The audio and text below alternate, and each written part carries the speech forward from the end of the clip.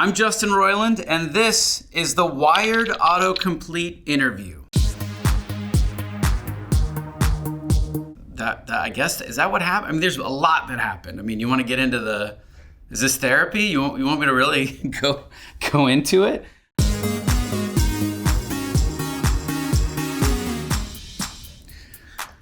Who does Justin Roiland eat?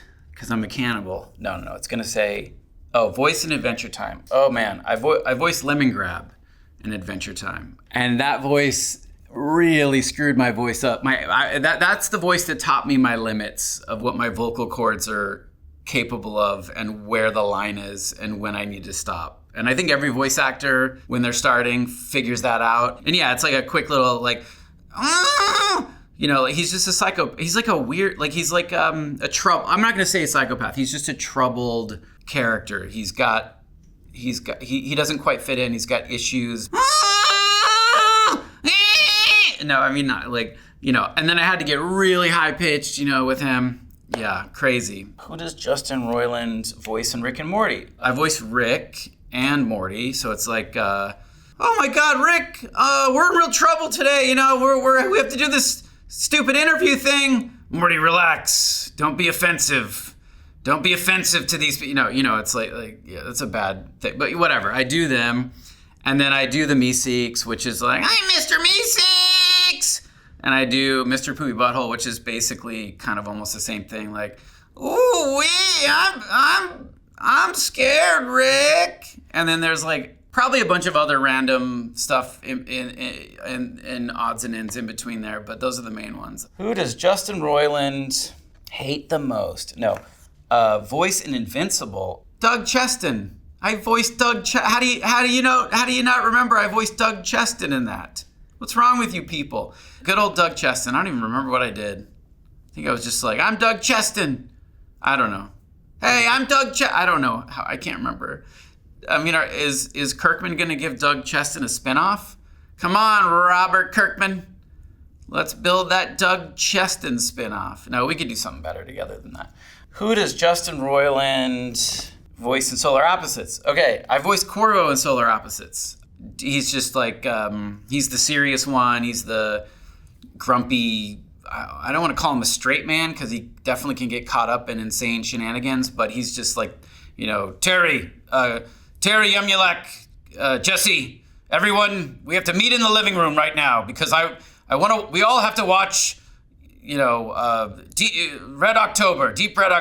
And then they're just like, I don't want to do that. Like, you. Okay, let's move on to the next card. Oh, what do we got here? Another card. How to contact Justin Roiland. I try to be kind of contactless, I suppose. I mean, I'm on Instagram, but I don't really look at my DMs. I don't really understand how that whole thing works. It's just broken. I'm just gonna say it. Instagram for me and my account is completely broken. Therefore, I don't think there is a way, and I kind of like that. Maybe through my agency, UTA, or mail a letter to UTA, I guess. How many voices does Justin Roiland do? I always say I'm the guy with 3 or 4 voices.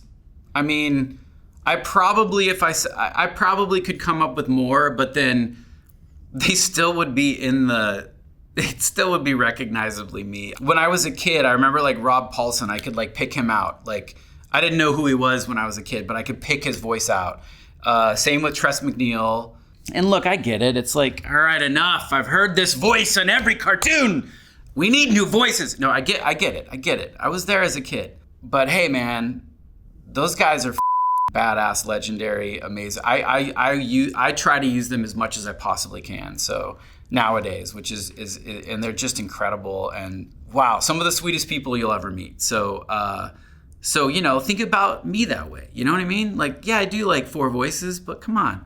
How did Justin Roiland and Dan Harmon meet? Oh, that's a good one. So we met through a thing called Channel 101 that Dan Harmon and Rob Schraub created. I want to say our first kind of encounter was late 2003. And then we became friends with Dan, me, Savan, my buddy Savan Nigerian, and Abid Gaith became friends with Dan and Rob in 2004. And then the friendship just kind of that's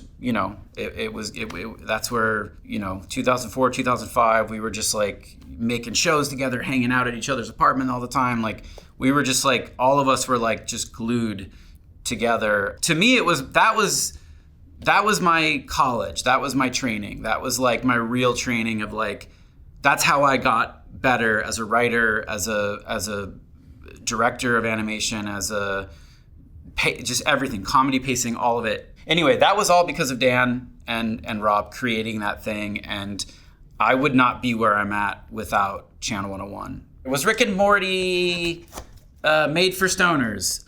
No, we just made, no. I mean, I see why it would appeal to them, but no, we weren't thinking about that. Was Rick and Morty inspired by Back to the Future? Yeah, I'm not gonna lie. I mean, everyone knows, like the original short I made, which is super gross. On purpose gross. I was trying to shock an audience. So, and don't confuse the art with the artist, as Jack Black says. How Rick and Morty is made. How any cartoon is made. What do you want from me? Go online and Google cartoons. Why Rick and Morty take so long? That's a long answer, but I'll just say the pursuit of perfection, the sometimes misguided pursuit of perfection, just a lot of changes happen, How to Rick and Morty dance? Yeah, I'm not gonna go there, so sorry. Hey, what do you know?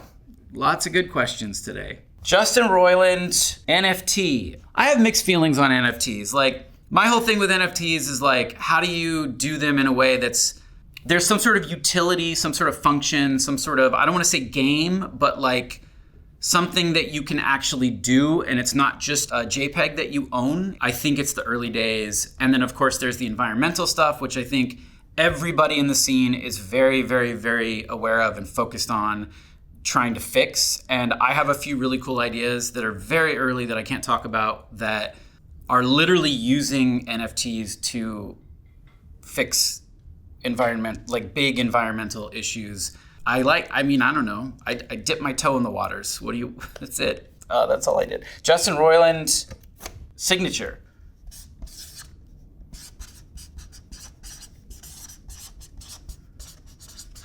That's the basic, fast signature.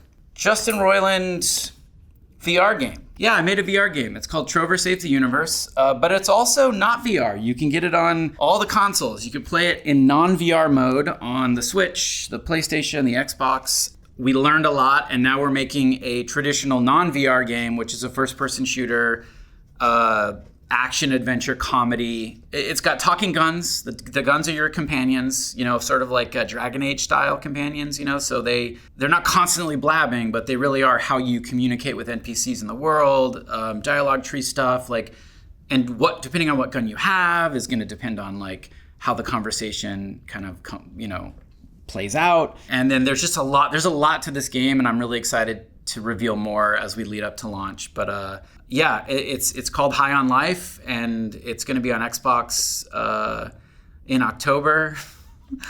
In October. Fingers crossed. Justin Roiland, Smiling Friends. Yeah, I mean, I love Smiling Friends.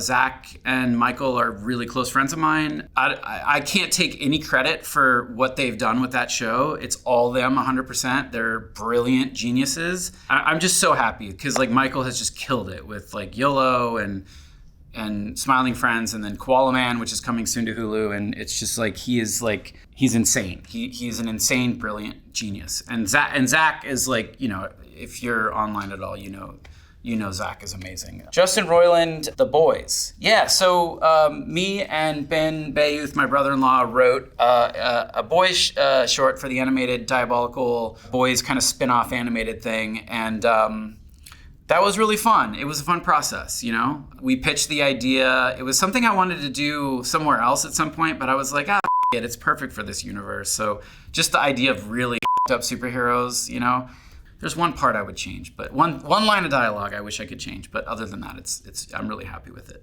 What is Solar Opposites about? Solar Opposites is about a team of aliens, 2 adults and the replicants and a pupa, which is very important, and they escape from their homeworld, which was hit by an asteroid, and they land on Earth, and they're just trying to fit in and figure it out. Yeah, there's a lot. There's a lot to the show. It is amazing, and season 3 is like pushing it to a whole new level of incredible, and I couldn't be more excited. Is Solar Opposites good? Well, I guess that depends on who you ask, you know? Beauty is in the eye of the beholder or whatever, you know? Comedy's subjective. I think it's really good. I love it. And especially where we're going now, where we're kind of building things out. We're building the universe out. We're getting more serialized on the alien side of the stuff, not just in the wall. And that really excites the shit out of me that we're doing that. Like, that's like...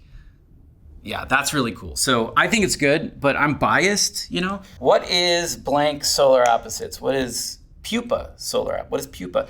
So pupa is this little baby / pet / little creature that stores all of the homeworld's information in its DNA. And when a team of Schlorpians land on a new planet, the goal is to help the pupa terraform, help the pupa reach to a stage of complete terraforming, and it turns into a new Schlorp, a new planet Schlorp. And so the pupa is incredibly important to the mission, but of course our characters are idiots and they didn't study any of this and they don't know what the is going on. And anyway, so that's the pupa. Does Molly die? Yeah, did you not see it? She died. What do you? Yeah, I mean, you know, like I think some of the best shows, it's like, yeah, man, they're dead. This isn't Star Wars where everyone just keeps coming back to life. I'm trying to think of a better example, but anyway, yeah, no, she's dead. She's gone. It's a little more Game of Thronesy. It's awful. It's heartbreaking. That episode was very manipulative in terms of making you sad, and that's what we were going for, and we're sorry. But we're having fun role playing as drama writers, and we wanted to just do that, and I think it was awesome, and I'm sorry Molly is gone. It's painful. Will Solar Opposites cross over with Rick and Morty? I am not the person to ask. I don't know how we would manage to do a crossover, you know, being that they're 2 completely separate studios and so on and so forth. So probably not, but I don't know, maybe. Wired audience, thank you so much for taking the time to watch this nonsense. I don't know why you would. And I just want to promote my new soda line. No, I'm kidding. This isn't. Anyway, bye. Bye, everybody. I don't have a soda line. See you guys.